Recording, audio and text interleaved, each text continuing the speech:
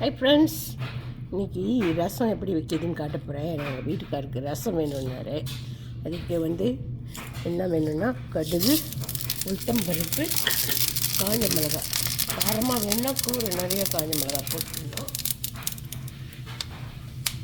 அப்புறம் கருவேப்பிலை போடணும். நான் இன்னும் 2 காஞ்ச மிளகாய் போட போகிறேன். ஓகே, உளுத்தம்பருப்பு கொஞ்சம் நல்லா வதங்கணும். பொரியணுன்னுவாங்க. அது கொஞ்சோண்டு தக்காளி, ஒரு தக்காளியை பாதியாக வச்சு இந்த மாதிரி எண்ணெயில் அந்த கடுகு கழிக்கிறோம் இல்லையா, அந்த எண்ணெயிலே வதங்கணும். நல்லா வதங்கணும். கொஞ்சம் ஆல்ரெடி உப்பு போட்டு புளி ஊற வச்சுக்கிறேன்.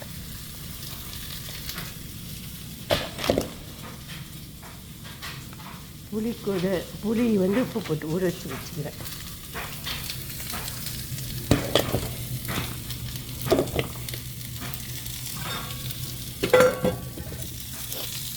எப்பவுமே புளியெல்லாம் கொஞ்சம் சுடு தண்ணி போட்டு ஊற வச்சு வைக்கலாம். இல்லைன்னா மைக்ரோவேவில் வச்சுக்கலாம். சுடு தண்ணி போட்டு அந்த தண்ணி போட்டு வச்சா கீரை கறியும். ஓகேவா? இன்றைக்கி எங்கள் வீட்டில் சளி பிடிச்சிக்கிறதுனால ரசம் வெய்ய முட்டை ஆம்லேட் போடுனாரு. அதனால தான் இந்த வீடியோ.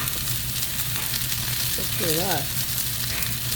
இப்போ தக்காளி நல்லா பொரிட்டோம். தக்காளி கொஞ்சம் நல்லா வதங்கினோடனே கொஞ்சம் மஞ்சள் தூளும் பெருங்காயத்தூளும் போட்டுக்கணும். லைட்டாக தீயக்கூடாது. ஓகேவா?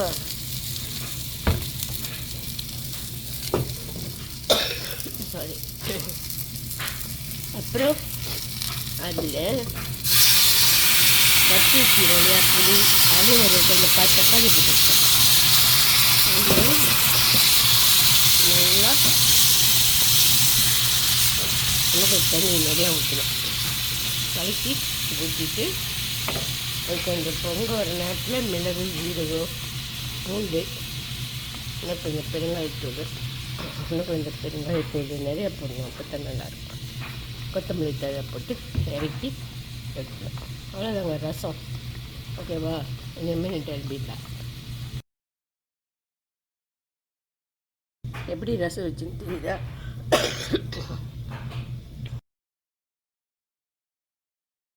2 நிமிஷத்தில் ரசம் ரெடி. அடுப்பில் வானில் எண்ணெய் ஊற்றி வைக்கணும். அது ஊற்றினோடனே எண்ணெய் நல்லா காஞ்சதும் கடுகு, உளுத்தம்பருப்பு, காஞ்ச மிளகாய் போட்டு, அப்புறம் தக்காளி கொஞ்சம் ஒரு பெரிய தக்காளியாக இருந்தால் பாதி வெட்டி போட்டு பாதியை புளியோடு கரைச்சி ஒரு குண்டானில் தனியாக வச்சுக்கணும். உப்பு போட்டு அப்புறம் அதில் அப்போது அந்த புளி தண்ணியை ஊற்றினோடனே அதில் பூண்டை தட்டி போட்டு மிளகு, ஜீரகம் உங்களுக்கு எவ்வளோ காரம் வேணுமோ அதையும் நினைச்சி போட்டு கொஞ்சம் மஞ்சள் தூள், பெருங்காயத்தூள், உப்பு தேவையான அளவு போட்டு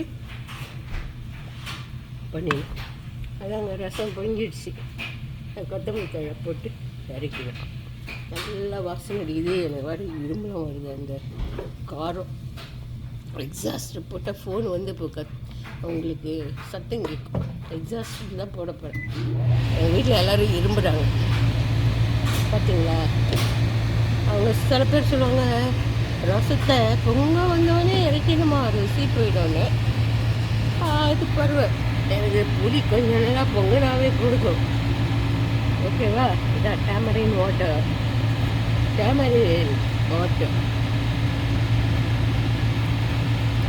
ஆஃப் பண்ணிடுவோம். அப்போ அடுப்பை அவ்வளோதாங்க.